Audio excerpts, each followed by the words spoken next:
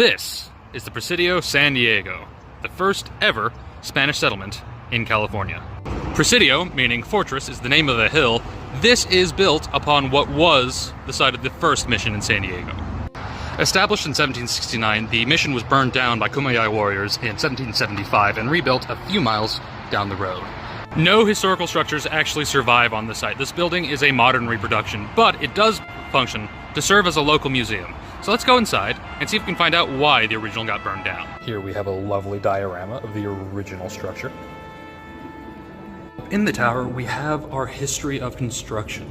Maybe we talk about why the mission moved. According to the story being presented, the Spanish arrived, just a few of them, and established a settlement on top of the village of Cosaay. The problem being that the river was not accessible, and they had problems getting enough water for their cattle and their crops. And so, in 1774, they had to move. It's okay, they managed to tame the river. 100 years later, still using Kumeyaay labor. These two screens are the only reason I'm making this video. The dam is not what we're here to talk about. Instead, I want to talk about what happened between 1769 and 1774, and what this museum's leaving out.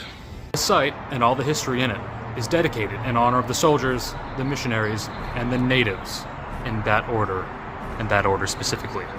Let's get into it. These men, from Commandant Moncada all the way down to Rotut Manriquez, at least have their names commemorated. So it's often said that the Spanish built the missions. This is untrue. The Spaniards didn't build anything. The Kumeyaay built the missions. They laid every brick. But they didn't do so willingly.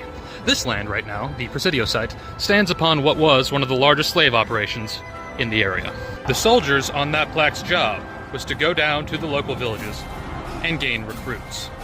They did so by any means necessary. Father Junipero wrote down, in complaint, some of the more rough methods his men used. For the men had a habit of going to the villages, assaulting women and children, and shooting anyone who tried to intercede to break their spirits. And this kept happening as the Spanish kept establishing more missions across California.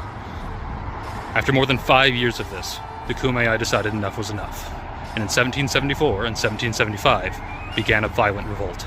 And that's why, on the night of November 4th, 1775, a band of native warriors burned this place to the ground. There you go. Everything they didn't tell you about building the Presidio San Diego.